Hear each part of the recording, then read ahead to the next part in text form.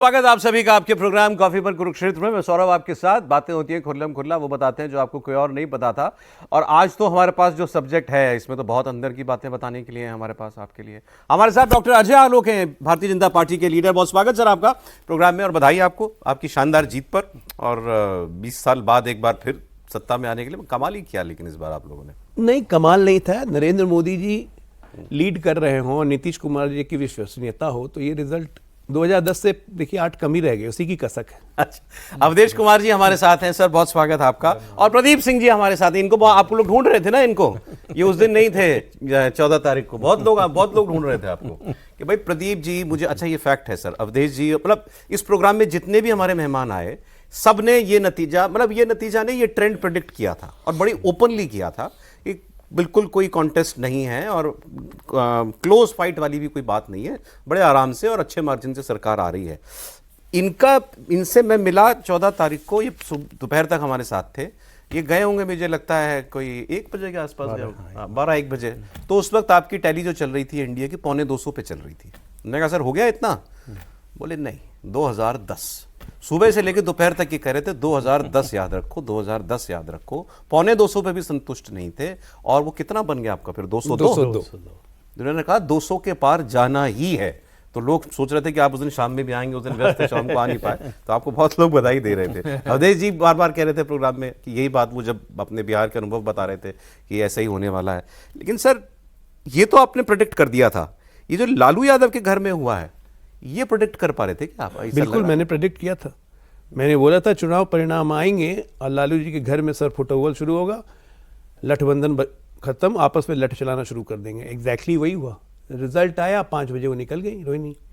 इन पे आरोप लगाते हुए कि मुझे गालियां दी गई, मुझे चप्पल से मारा गया, मेरी बेइज्जती की गई, मुझे पैसे देके गंदी किडनी लगाने वाला कहा गया, पता नहीं क्या क्या क्या क्या क्या, क्या। ये तो नहीं था।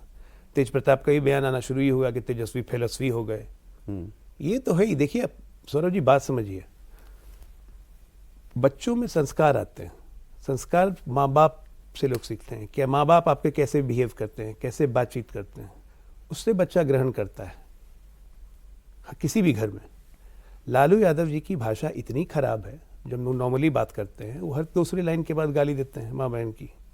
आपसी बातचीत में? हाँ, आपसी बातचीत में हर किसी भी, आप आरजेडी वाले से कांग्रेस वाले से पूछ लीजिएगा, हर दो लाइन के बाद गाली देते हैं। उसके बाद एक फूहड़पंती, पढ़ाई को कभी इंपॉर्टेंस बनाए नहीं अपने बच्चों के लिए। सब सुविधा रहते हुए तेजस्वी 9वीं फेल। पढ़ाई कभी लास्ट प्रायोरिटी, उसके अलावा पैसा का भूख, इतना पैसा चाहिए, इतना पैसा चाहिए। तो बच्चे भी वही सीखेंगे ना, और वो रिफ्लेक्ट करेगा आपके चरित्र में, आपके व्यवहार में। यदुवंशियों का ये संस्कार नहीं है, बिहार के यदुवंशियों का। कृष्ण भगवान के वंशज हैं सब। द्रौपदी के लिए कृष्ण खड़े हो। भारत में किसी भी परिवार में 11 साल बड़ी हैं रोहिणी तेजस्वी से। अभी कह रहे थे मां समान होता है, इतना गैप तो गोद में खिलाया होगा रोहिणी ने। और वो जो कह रही हैं तो भाई हमारे पास कोई वजह ये कहने की तो नहीं है कि वो झूठ बोल रही हैं या असत्य कह रही हैं। जो भी वो कह रही हैं सामने से उसका कोई काउंटर भी अभी तक नहीं आया है। तो एक घर की बेटी को इतनी बड़ी बात कहनी पड़ी, ऐसा वो आरोप लगा रही हैं कि हमको चप्पल दिखाया गया, चप्पल फेंका गया, हमने पिता के लिए किडनी दी, हमको कहा गया इसके लिए तुमने पैसा लिया और तुमने गंदी किडनी, व्हाटएवर। मतलब ये तो खैर अच्छा, कई बार किसी घर की बात करना कोई अच्छी बात नहीं है, लेकिन ये राजनीतिक परिवार है और राजनीतिक परिवार में जिसकी अभी इतनी बड़ी हार हुई हो, तो अब तो सवाल ये है कि इस गृह युद्ध के बाद तेजस्वी यादव का फ्यूचर स्टेक पे है क्या? उनका पॉलिटिकल भविष्य जो है वो क्या खतरे में पड़ गया? हालांकि मैं आपको बता दूं अपडेट, अभी तेजस्वी के घर पर जो है बीजेपी आरजेडी विधायक दल की बैठक हुई। उसमें लालू यादव, राबड़ी देवी और तेजस्वी यादव एक गाड़ी में पहुंचे थे। तो ये भी एक मैसेज था कि माता पिता मेरे साथ हैं, क्योंकि रोहिणी ने बार बार ये कहा ना कि मीसा भी दोनों मेरे माँ बाप रो रहे थे, वो मेरे साथ हैं। तो ये तीनों लोग एक गाड़ी में गए। मीसा भारती भी गई उस बैठक में, वो अलग गाड़ी में गई। और अंदर से जो खबर आई है, एक तो तेजस्वी यादव को विधायक दल का नेता चुन लिया गया। और लालू जी क्या बोले, अब लालू जी ने माइक पे नहीं बोला, अंदर से जो नेता लोग निकले उन्होंने बताया कि लालू जी ने क्या बोला कि तेजस्वी ने बहुत मेहनत की है और तेजस्वी ही पार्टी को अभी और आगे ले जाएंगे और वही पार्टी के महत्वपूर्ण निर्णय करेंगे। ये उनके हवाले से बाहर निकल के नेताओं ने बताया। तो ये फर्स्ट पर्सन में नहीं है बात, ये कोई और बता रहा है कि ऐसा वो बोले। 4 घंटे तक बैठक चली और लालू राबड़ी देवी बैठक खत्म होने से पहले ही बीच में बाहर निकल करके चले गए थे। अब इससे पहले 2 रोज जो रोहिणी बोली, बहनें, बाकी 3 बहनें भी घर छोड़ करके चली गईं, और उसके बाद आज लालू राबड़ी देवी का तेजस्वी यादव के साथ रहना और फिर ये बयान जारी करवाना, मतलब लालू जी ने तय कर लिया है कि जो भी है बेटा तो ये अब बारिश तो यही है, मतलब ये हुआ? नहीं, देखिए बड़ी सीधी सी बात है, केक जब बड़ा होता है तो बांटने में दिक्कत नहीं होती है, जैसे जैसे छोटा होता जाता है वैसे वैसे बांटना समस्या होती जाती है, और अगर किसी एक ने उस पर कब्जा किया हुआ हो तो वो और मुश्किल हो जाता सर कब्जा क्या इन्होंने दिया ना? इन्होंने भले ही दिया हो, लेकिन ये सोचकर नहीं दिया था कि बाकी सबको बाहर कर देगा, जिस तरह से तेजस्वी ने किया है। दूसरी बात, परिवारवादी राजनीति में जब राजनीतिक सत्ता चली जाती है तो फिर लड़ाई असली जो होती है वो संपत्ति के बंटवारे की होती है। आप इसको केवल पॉलिटिकल सेंस में मत देखिए कि तेजस्वी को नेता बना दिया और आगे के लिए भी घोषित कर दिया और वो विधायक दल के नेता चुन लिए गए, वो तो होना ही था। अगर 10 सीट आई होती तो भी तेजस्वी चुने जाते। तो इसलिए अब जो समस्या ये है कि जो संपत्ति इस दौरान कमाई गई है उसका बंटवारा कैसे हो या हिस्सेदार कौन हो। अरे ये फिर मैं किसी से कह रहा था यही बात, तो उन्होंने मुझे काउंटर ये दिया कि ये तो 20 साल से पावर से बाहर है, 20 साल से पावर से बाहर है, पार्टी तो नहीं टूटी। ना, ये गलतफहमी तो दिमाग से निकाल देनी चाहिए कि इस तरह का परिवार या इस तरह की राजनीति करने वाले पावर से बाहर होने से कोई फर्क नहीं पड़ता, केवल अतिरिक्त कमाई का जो है जरिया बंद हो जाता है। राहुल गांधी जो है चार्टर्ड फ्लाइट से चलते हैं, कभी नौकरी की है, कभी बिजनेस किया है, उनके परिवार का कोई बिजनेस रहा है? अखिलेश यादव चार्टर्ड फ्लाइट से चलते हैं, कौन सी नौकरी की है? कोई तो दान को चंदा देता हूँ पार्टी को। भाई और लोगों को क्यों नहीं दे देता? मैं आपको एक फिगर देता हूँ, इस चुनाव में एक्सपेक्टेड है, जैसे लोग कहते हैं बिहार में आरजेडी के भी काफ़ी मेरे मित्र हैं जो बताते हैं, हर सिटिंग विधायक से ही पैसा लिया गया, मिनिमम 2 करोड़ मैक्सिमम 9 करोड़ तक। 143 एक एवरेज 5 पे कर दीजिए मल्टीप्लाई, 700 करोड़ तक ही आ गए। इस 700 करोड़ के लिए लड़ाई हुई, क्योंकि पहले के चुनाव में 2020 के चुनाव में ये होता था कि तेज प्रताप भी अपने हिस्सा का कुछ 5-7 सीट दिलवाते थे, मीसा दिलवाती थी 2-4 सीट। इस बार किसी की नहीं सुनी गई। It was total Sanjay Yadav and Tejashwi Yadav. वर्चस्व इसी को कहते हैं, इस वर्चस्व को मानने को कोई तैयार नहीं है तो लड़ाई होगा। झगड़ा टिकट मतलब कि हमारी भी चले, हमारी भी कुछ चले, सारा तुम ही ले जाओगे। और आप कह रहे हैं उसके उनके बदले पैसा लिया जाता था। बिल्कुल, टिकट के बदले पैसा ही तो आरजेडी का नॉन एस्टैब्लिश कल्चर है। अभी जो हम लोग बात कर रहे हैं कि नेताओं को पैसे कहाँ आते हैं, जो पावर में नहीं है, जो पावर में नहीं है उनको भी टिकट के बदले पैसा मिलता ही है। भाई देखिए, रोहिणी तो ये ऐसा नहीं है कि अभी बोली, रोहिणी तो बीच चुनाव में बोल रही थी, जब बस में यात्रा करते निकले थे तेजस्वी और उनकी सीट पर संजय यादव बैठ गए थे, तब उन्होंने कहा था कि ये सीट तो नेता की होती है और वही इस पर बैठ सकता है। अब मतलब उस वक्त उन्होंने ये तो जाहिर कर दिया था कि भाई ये आउटसाइडर है, हम परिवार के हैं और हमसे ज्यादा इस व्यक्ति की सुनी जा रही है। लेकिन फिर उसके बाद उन्होंने खूब प्रचार किया, तेजस्वी के लिए प्रचार किया, वोट भी मांगे, मेरे भाई को जिताइए, सब अपील भी की। तो किसी ने उनको, या तो परिवार में ये हुआ भाई चुनाव पहले निकल जाने दो, चुनाव के बाद देखा जाएगा जो होगा, और हार के बाद उनको मौका मिला कि अब मैं सवाल पूछूं इनसे। अब जो वो कह रही हैं कि मैंने जब कहा कि संजय, जिसको चाणक्य कहते हो संजय यादव को, तो हार हो गई, तो चाणक्य बताएगा क्यों हारे। उसके बाद से सब बकौल रोहिणी, गाली गलौज, चप्पल कांड वगैरह ये सब कुछ हुआ। सर देखिए, जब वो निकली हैं तो उनका गला बिल्कुल आवाज़ नहीं निकल रही थी। अगर उस समय का माइक देखेंगे तो जाहिर है बहुत कुछ हुआ था। ये बिल्कुल ऐसे करके बोल रही थी कि उससे जाके पूछिए कि या तो वो रोई है कस के, जोर के घर में चिल्लाई है, या रात भर नहीं सोई है। 3 घटनाओं से, 3 कारणों से ही इस प्रकार से गला अवरुद्ध हो जाता है, बंद था, वहाँ से वो निकली है। देखिए, रोहिणी का जो कैरेक्टर है वो सबसे ज़्यादा वोकल है। वो परिवार में अभी तक मीसा भारती सभी बहनों में अगर देख लीजिए तो वो वोकल हैं। वो बाजाप्ता सोशल मीडिया पर भी आ जाती हैं, अगर मान लीजिए माइक लग गया तो वो बोलती भी हैं। तो सबसे ज्यादा वो वोकल रही है। लेकिन सबसे कम रहती है। 3 प्रकार के परिवार के अंदर देखिए 3 प्रकार का संघर्ष रहा है ये जब से रमीज गया है। क्योंकि उस परिवार में यद्यपि लालू जी ने अपनी राजनीति के शुरुआत में रमई राम को लेकर शंकराचार्य बनाया कि हम नहीं मानते हैं 1993 में, और ब्राह्मणों को खत्म करो, मठ मंदिर सबका, लेकिन धीरे धीरे बाद में वो बदलते चले गए। और उस परिवार में पूजा पाठ का कल्चर रहा है, गाय को पूजने का कल्चर रहा है कि सवेरे खाना खाओ तो गाय के लिए निकालो, छठ की तस्वीरें आती रही है। ये वो परिवार रहा है। आप देखेंगे कि पिछले 2 से 3 साल में कुछ अजीब ढंग से पार्टी में पेरियार को, मनुस्मृति जलाओ, टीवी चैनल पर जो प्रवक्ता आ रहे हैं वो अंबेडकर से लेके अब बाकी को लेकर के ऊंची जातियों पर हमले कर रहे हैं। उनके एक राज्यसभा सांसद ने तो वो ठाकुर का कुआं कहानी तक पढ़ दिया, और वो कल्चर परिवार में नहीं रहा है। और जब से ये रमीज और ये गए हैं दोनों संजय, तो रमीज तो इस कल्चर को जानता ही नहीं, पूजा पाठ क्या है।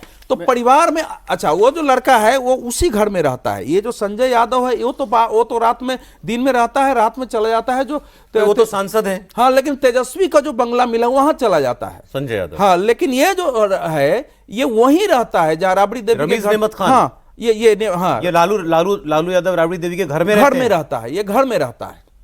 अच्छा, इसका अजीब बात है। हाँ, ये घर में रहता है वहां। तो ये दोनों में ये अंतर है कि वो घर में रहता है, तो जाहिर है जब बाहर के लोग आपके घर में रहते हैं तो घर में प्रॉब्लम होती है। कितने इंपॉर्टेंट है तेजस्वी के लिए दोनों? अब तेजस्वी के लिए कितना इंपॉर्टेंट है, लेकिन इसके आने के बाद जो उनके पूरे प्रबंधन का काम इसके जिम्मे है। उनके प्रोग्राम्स हो रहे हैं, वो कहाँ जाना है, उनके सोशल मीडिया, उनके पिताजी का, भाई का, उनका माताजी का, सबका उसके जिम्मे है। और भी कई चीजें उसके जिम्मे, पूरा एक समझिए कि वो पूरा। सर एक काम करते हैं, पहले परिवार की बात करते हैं, फिर इन दो कैरेक्टर की, क्योंकि ये दोनों कैरेक्टर सेंट्रल फिगर है इस झगड़े के बीच में। लेकिन आपने कहा कि परिवार में रोहिणी वोकल है। 9 भाई बहन है, 7 बहन है, 2 भाई। ठीक, तेजस्वी तेज प्रताप सब जानते हैं। 8वें नंबर पे तेज प्रताप है, 9वें नंबर पर तेजस्वी है। छोटे बेटे को सब कुछ मिला।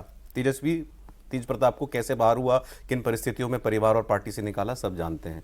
सबसे बड़ी बेटी मीसा भारती सांसद है, उनकी कुछ महत्वाकांक्षाएं होंगी, लेकिन आप कह रहे हैं कि उसने भी लड़ के लिया, उसको भी आसानी इस झगड़े में, लेकिन वो तेजस्वी के साथ है, आप मानते हैं? हाँ, उन्होंने मान लिया है कि जो है पावर सेंटर जो है तेजस्वी के पक्ष में है आरजेडी में, तो माता पिता साथ में है, तो पार्टी वहीं रहेगी। जितनी भी बचे, आधी चौथाई जो भी बचे पार्टी, वो तेजस्वी और लालू परिवार में, मतलब लालू और राबड़ी के साथ रहेगी। तो वो वहीं रहेंगी, वो वहीं रहेंगी अगर उनको पॉलिटिकली सरवाइव करना है, वरना रोहिणी जैसा हाल होगा, घर से निकल जाए।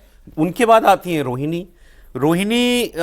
जो है वो 24 में पहली बार पॉलिटिक्स में आई, लोकसभा चुनाव लड़ी, हार गई। फिर इस बार पहले खबरें आ रही थी कि विधानसभा में खुद भी लड़ना चाहती है, लेकिन फिर नहीं हुआ। फिर वही जो आप बता रहे थे कि वो कुछ अपनी पसंद के लोगों को टिकट भी दिलवाना चाहती थी, तो उन्होंने असर्ट किया इस बार। और शायद असर्ट करने की एक मॉरल अथॉरिटी उनको इस बात से मिली कि मैंने माफ कीजिएगा, पिता के लिए मैंने इतना बड़ी कुर्बानी दी है, मैंने किडनी डोनेट की है, जान जोखिम में डाली है, अपने बच्चों को नहीं देखा मैंने, तो मुझे कुछ तो सम्मान मिले या कुछ तो मुझे इस पॉलिटिकल विरासत में हिस्सा मिले। क्यों? ये राजनीतिक दल नहीं है, आप बात समझिए। ये राजनीतिक दल नहीं है आरजेडी, ये प्योरली पारिवारिक दल है। प्योरली, विशुद्ध रूप से पारिवारिक दल है। पारिवारिक दल में लालू यादव की मर्जी से, क्योंकि चुनाव के 8 महीना पहले उन्होंने तेज प्रताप को बाहर निकाला, पार्टी में एक मैसेज देने की कोशिश की कि तेजस्वी आगे बढ़ाएगा, छोड़ दिया ये चुनाव उन पर कि तुमको जैसे करना है करो, कोई इंटरफेयर नहीं करेगा। क्योंकि हमेशा होता था कि तेज प्रताप कभी कुछ कर दिए, कभी अपना कैंडिडेट लड़वा दिए, तो उनको पार्टी से भी निकाल दिया। लेकिन आज परिणाम के बाद लालू यादव विशुद्ध रूप से पॉलिटिशियन है। 3 बेटी घर छोड़ के चली गई है। तेजस्वी यादव, अंदरूनी बात है कि लालू जी उनकी शादी के लिए भी तैयार नहीं थे, क्योंकि उनकी पत्नी क्रिश्चियन है, लेकिन लालू परिवार बहुत मुन्नत से बाद मान गया उसके लिए। अब बीच में यह भी खबर आई कि तेजस्वी अगर गिरफ्तार होंगे तो पार्टी की कमान किसको जाएगी। ये तक चर्चा है कि तब तेजस्वी ने कहा कि नहीं, जिस तरह आपने मम्मी को बनाया था उसी तरह रशल संभालेंगी। ये भी एक भूमिका है।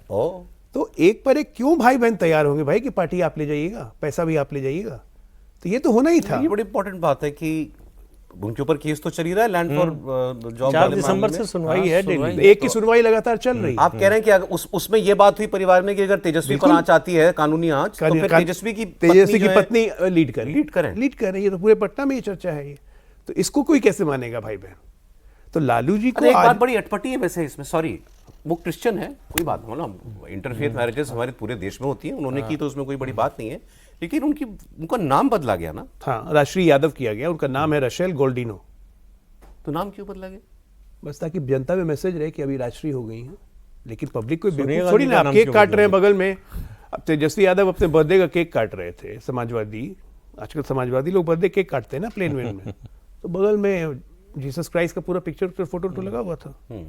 तो ये सब तो जो ये कह रहे थे कि संस्कार जो बदल रहे हैं, तो ये संस्कार बदलना तो पूरा बिहार देख रहा है, उनका खुद का परिवार देख रहा है। साधु बट यादव लालू क्या जी बोल रहे हैं? परिवार को बचाने की बजाय जो उन्होंने आज स्टेटमेंट दिया वो उनकी मजबूरी बताता वो है। उनका स्टेटमेंट नहीं है, उनका ट्विटर हैंडल कोई और यूज करता है, उनके बदले में स्टेटमेंट दिया गया है। ये लालू जी का स्टेटमेंट नहीं है।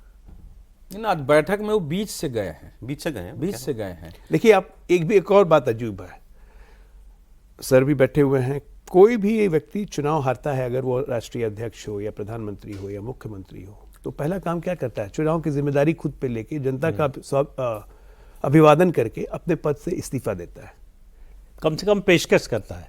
पेशकश करता है। अगर इस्तीफा नहीं भी दे, राहुल गांधी ने भी दिया, नीतीश कुमार ने भी दिया, मतलब भारतीय राजनीति में लाइन से पड़े हुए हैं। इस आदमी ने अभी तक बिहार की जनता को शुभकामनाएं भी नहीं दी। इनको इतना वोट मिला, उसके लिए अपने मतदाताओं को धन्यवाद तक नहीं दिया, और आज पहुंच गए अपने आप को नेता घोषित करवाने, क्योंकि ये मन में डर है कि वो जो 25 जीत के आए हैं, उस 25 में से 10 से 12-14 मीसा की तरफ हैं, कुछ तेज प्रताप की तरफ भी हैं, क्योंकि उस सब 2500 से पैसा लिया गया टिकट के लिए और कोई ऐसी मदद नहीं की गई है। तो ये आग तो लग चुकी है। आज आप नेता प्रतिपक्ष घोषित करवा लिए अपने आप को विधानसभा में, 4 अगर 8 MLA खड़े हो गए 1/3 और कहेंगे कि नहीं हम इनको नेता नहीं मानते, हमारी असहमति है, तो स्पीकर को अलग ग्रुप बनाना पड़ जाएगा। इसलिए ये झगड़ा यहाँ खत्म नहीं हुआ। उनके नेता घोषित करवाने से काम आसानी से नहीं इन होने 25 जा की लॉयल्टीज भी और जगह हो सकती हैं, वही मैं कह रहा हूँ। किसी बहन की तरफ, किसी अब जैसे दूसरे भाई की देखिए तरफ। भाई वीरेंद्र जीत के आए हैं, वो मीसा भारती के लोकसभा क्षेत्र से हैं। ये सबको ही जानता है कि भाई वीरेंद्र को तेजस्वी पसंद नहीं करते हैं, लेकिन मीसा को उनको क्षेत्र के लिए मीसा उनको अपने साथ रखती है। तो नहीं, ऐसे लेकिन फिर अगेन वही मैं बात करूंगा भाई, लालू यादव से बड़ा तो कोई नहीं है ना परिवार में ना पार्टी में। लालू असेसमेंट कर रहे हैं। हाँ, उनके चाहे उनकी तरफ से स्टेटमेंट दिलाया गया, जो भी किया गया, स्टेटमेंट तो यही आया ना कि लालू जी ने कहा नहीं सर, इस तेजस्वी समय- लीड करेंगे। इस समय आज भी उनके यही पास कहा। नहीं, इस समय उनके पास यह है कि तत्काल कोई निर्णय करेंगे तो पार्टी के समय, अभी पार्टी हारी है, इस समय तेजस्वी के हाथ में कमान है, उनके सारे दोस्त अभी सोशल मीडिया से लेके सबसे हैंडल कर रहे हैं। इस समय अचानक कोई फैसला नहीं बदल सकते। इस समय तो उनको अपनी पार्टी बचानी है और तेजस्वी के माध्यम से ही पहले बच सकता है। तो ये जो अभी की जो घोषणा है कि उन्होंने ये कहा है, ये एक रणनीतिक तात्कालिक स्टेप हो सकता है, क्योंकि उनके सामने भी चुनौती है ना कि अभी कोई बेटी नहीं, तेज प्रताप बाहर है, उस पर अभी नहीं कर सकते हैं, तो कौन तैयार होगा अभी इसके लिए। तो ये आज आपको पार्टी में अभी फर्दर टूट की कोई आशंका दिखती है क्या? अब इस समय तो नहीं है, लेकिन पार्टी तो टूटी नहीं है। अगर मान लीजिए वो सुनवाई हो रही है, वो जेल में जाते हैं, कल होकर के सुनवाई में कुछ भी फैसला हो सकता है, उसके बाद क्या होगा पार्टी का। तो लालू यादव के सामने सारे प्रश्न है। इस समय कोई भी ऐसा निर्णय वो नहीं कर सकते जिससे वाकई बाहर मैसेज चला जाए कि घर में ऐसी लड़ाई हो रही है, बाहर के लोगों के हस्तक्षेप से हुआ है, पैसे टिकट लेके। एक आदमी तो कपड़ा खोल के जो लेट के फाड़ रहा था, उसने कहा 25 सीट आएगी, मदन शाह उसका नाम है, हमसे 2 करोड़ रुपया मांगा है संजय यादव ने, मैं कहां से लाऊं, मैं परिवार की सेवा करता रहा, सब दिन लगा रहा, लालू जी ने कहा लड़ाने के लिए।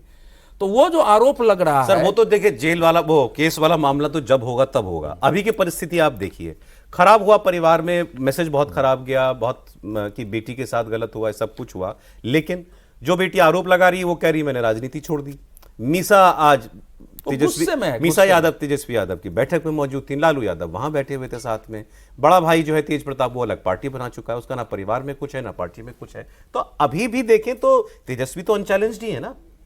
नहीं, आपकी बात सही है, लेकिन सवाल यह है कि आगे की बात हो रही है, जो घटनाएं होती हुई दिखाई दे रही हैं, ऐसा नहीं है कि बिल्कुल अंधेरे में तीर चलाया जा रहा है। जो लैंड फॉर जॉब का केस है वो एक तरह से ओपन एंड शट केस है। जिन्होंने जमीन दी उनके डॉक्यूमेंट है, जिनको नौकरी मिली उनके डॉक्यूमेंट है।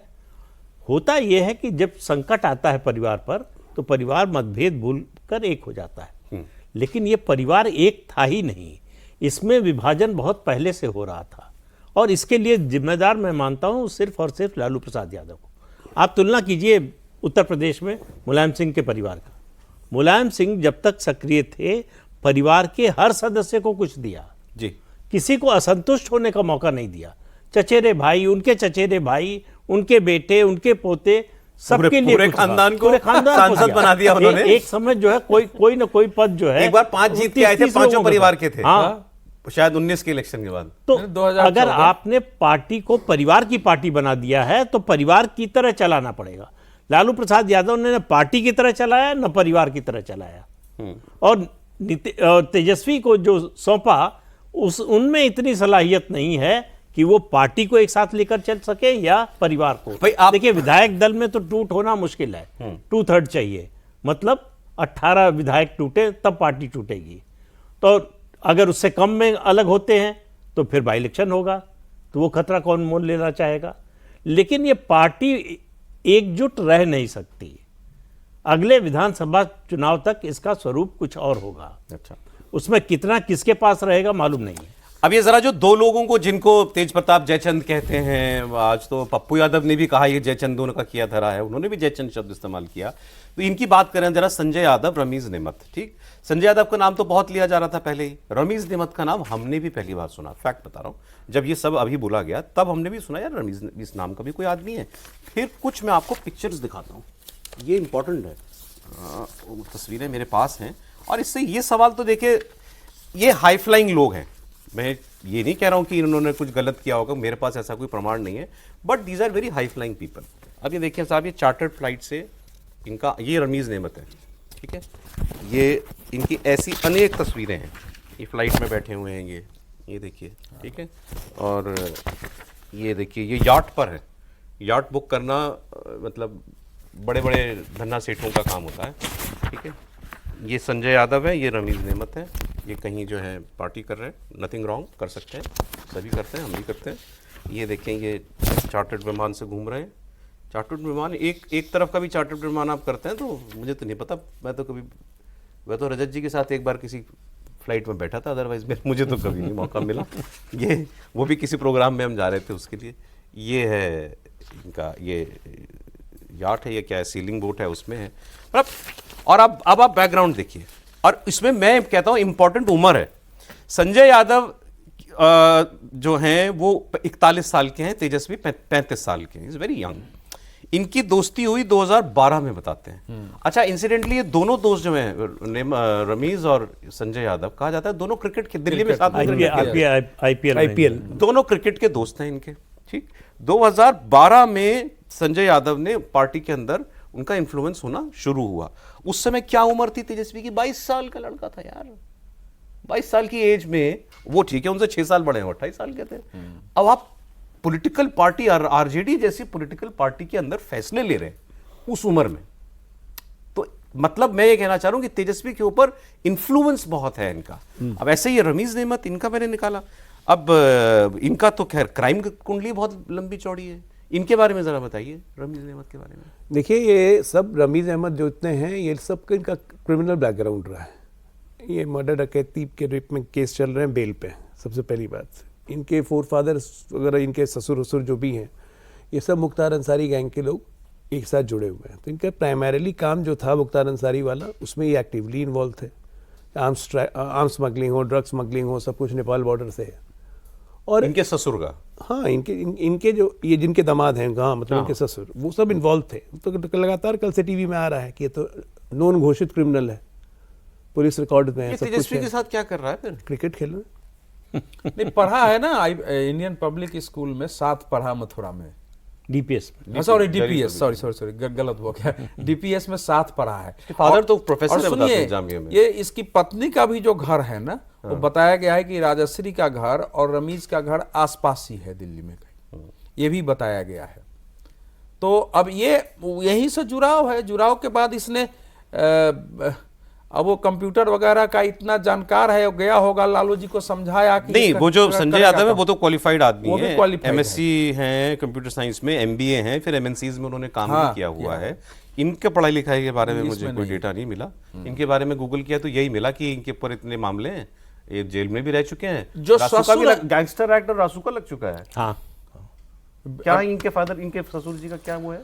बेसिकली नेपाल से भारत में आईएसआई का जितना ऑपरेशन होता था उसमें बड़े हिस्सेदार थे, बड़ा रोल था इनका बलरामपुर में और उसके आसपास जो बॉर्डर के पास जो मस्जिदें बनी, मदरसे बने, ये इस सब में इनका बड़ा योगदान रहा। और क्राइम में उस इलाके में क्या होगा ये पुलिस या सरकार नहीं तय करती थी, वो तय करते थे। रिजवान, क्या नाम है इनका? रिजवान जहीर, पूर्व सांसद, 2 बार के सांसद और 3 बार के विधायक हैं। हाँ, तो इनके इलाके में अभी योगी सरकार बनने के बाद एक मर्डर हुआ। अच्छा, योगी जी ने कहा कि पता करिए, वहाँ के एसएसपी से कहा, दूसरे जो बड़े अधिकारी थे, सबने खोजा होजा, कहा कि नहीं इसमें रिजवान का कोई हाथ नहीं लगता है।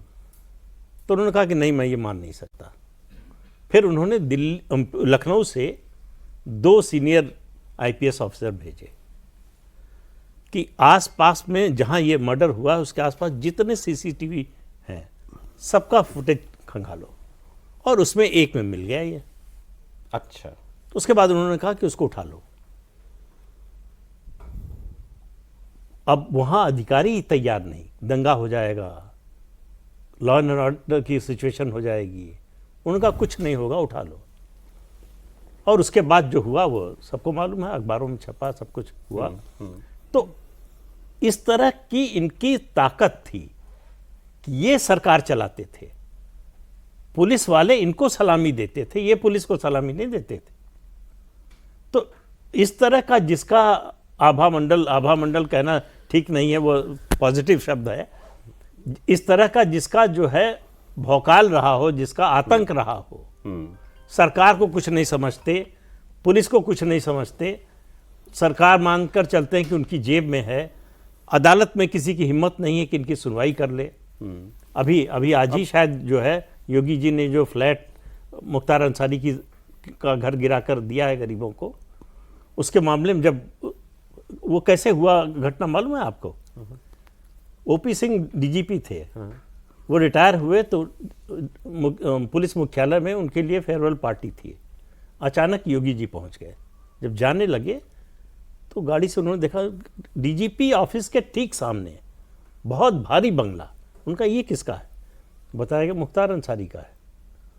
देखा उन्होंने ध्यान से, उसके बाद आए सीधे सचिवालय गए और चीफ सेक्रेटरी को बुलाया, कहा कि इस मकान की फाइल सारी ले आओ कल तक हमारे पास। तो पता चला वो एनिमी प्रॉपर्टी पर बनी हुई है। एनिमी प्रॉपर्टी पर? उन्होंने कहा बुलडोजर से गिरा दो।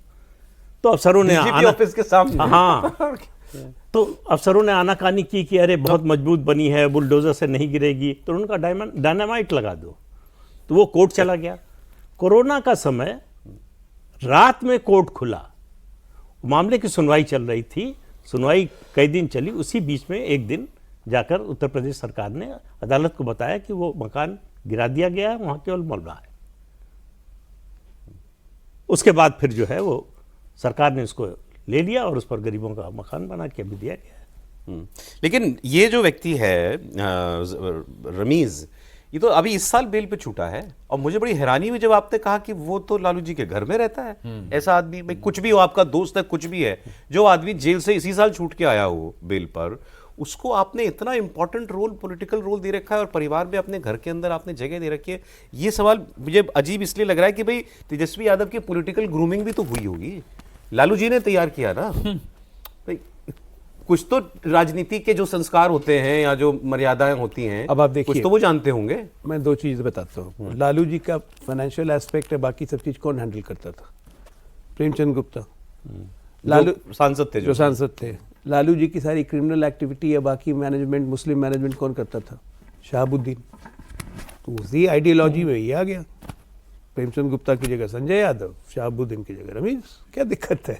ये तो प्राइज मेडल है ना, ये लोग प्राइज मेडल हैं ये लोग। 4 करोड़ 75 लाख की जमीन अभी उत्तर प्रदेश सरकार ने इसके कुर्क की थी। हाँ, रमीज की सब कुछ पता है, लेकिन क्रिमिनल से मोहब्बत है, उससे उनका एक मैसेज जाता है। नेता को तो ऐसे आदमी की परछाई भी दूर रखनी चाहिए क्या? मुझ पे दाग लगेगा। आरजेडी अगर तो परछाई को भी, अगर इसको आप बुरा मानते हो तो, हाँ, अगर आपको बुरा ही नहीं लगता, अगर आप मेडल इसको मानते हो तो क्यों दूर रखें? जो कुछ अखबार में है, मीडिया में, उस परिवार को पता नहीं है। 28 को सुनवाई है। वो फिरोज पप्पू, पहले वो रिजवान के ही, जिसकी हत्या हुई थी ना, जिसकी हत्या हुई थी, वो उसी केस में वो जेल गया रिजवान के ही गैंग का आदमी था, रिजवान के लिए काम करता था। उसने तुलसीपुर से 2022 में चुनाव लड़ने की कोशिश की। वो अपने बेटी को लड़ाना चाहता था। वो जिसके इससे शादी किया, उसका चाचा भी है, मतलब उसका ससुर भी है और चाचा भी है रिजवान इसका। तो वो लड़ाना चाहता था, उसी में उसका मर्डर हो गया। तो मर्डर के बाद की ये कहानी जो है बता रहे हैं, उस मर्डर में वो भी एक्यूज्ड है। बिल्कुल बिल्कुल। अच्छा डॉक्टर साहब, आप ये बताइए कि अब ये बिल्कुल एक बिहार की राजनीति को समझने वाले व्यक्ति के तौर पर, नॉट आप बीजेपी के नेता होने के नाते नहीं, आप क्या देख पा रहे हैं भविष्य में? इस पार्टी का क्या होगा? क्या तेजस्वी अपने आप को इस जंजाल से निकाल पाएंगे? क्योंकि उनकी तरफ भाई उनको भी मेरे ख्याल में 1,80,00,000 वोट मिला है। बिहार का एक बड़ा तबका है जो उनकी तरफ देखता है, यूथ का भी एक सेक्शन उनकी तरफ देखता है। देखिए बिहार में एक गॉसिप और भी है, बहुत स्ट्रांग गॉसिप है, बड़े बड़े पत्रकार एडिटर इस बात की चर्चा कर रहे हैं कि क्या संजय यादव को कांग्रेस ने यूज किया, कांग्रेस ने संजय यादव को यूज क्योंकि गठबंधन पूरी अच्छी तरह से नहीं हो पाया, फ्रेंडली फाइट की स्थिति हो गई, राहुल गांधी को सीएम अनाउंस नहीं किया तेजस्वी को, तो कांग्रेस ने यूज किया यादव ताकि हरियाणा के ये भी याद रखिए, ये भी याद रखिए, उनको राज्यसभा बना के भेजा बिहार से, 30 तक का उनका टर्म है। उनको अगर राजनीति करनी है तो उनके लिए कांग्रेस से अच्छी पार्टी नहीं हो सकती है हरियाणा में। आरजेडी का क्या है वो, लेकिन अलायंस ना करके, तेजस्वी का माथा खराब करके, उसको भाई बहनों से अलग करके, भाई बहन का थोड़ा कोई दूर की कौड़ी मुझे लग रही है। अरे भाई अच्छा, अगर जो आरोप सही हैं तो वो तो आदमी पूरी पार्टी चला रहा है, कांग्रेस में क्या मिलेगा जाके? कांग्रेस में क्या मिलेगा उसको, अब क्या मिलेगा, कब तक रहेगी, पार्टी सवाल तब तक इसका रहेगी ना, है। खंड खंड टूट जाएगी अब पार्टी, सब जितनी कोई जानता सीटें हैं है। उसमें एक भी राज्यसभा सीट नहीं मिल सकती। 5 सीट है अप्रैल में। सर लड़ तो जीतने के लिए रहे थे ना, अब ये थोड़ी कोई जान रहा था कि 25 पे आ जाएंगे। 44 विधायक पर एक, अरे जो हमको 44 आपको विधायक। यहाँ बैठ के दिख रहा था वो जमीन पे अगर जमीन नहीं पे हम लोग को तो दिख रहा था अंधे कि हम हैं। लोग 200 पार है। मैंने आपके कितने बार आपके टीवी डिबेट्स में इंडिया टीवी के बोला कि हम लोग हर हालत में 2010 का रिकॉर्ड तोड़ेंगे। संजय यादव मुख्यमंत्री बना रहे थे उसको टीवी के उसमें।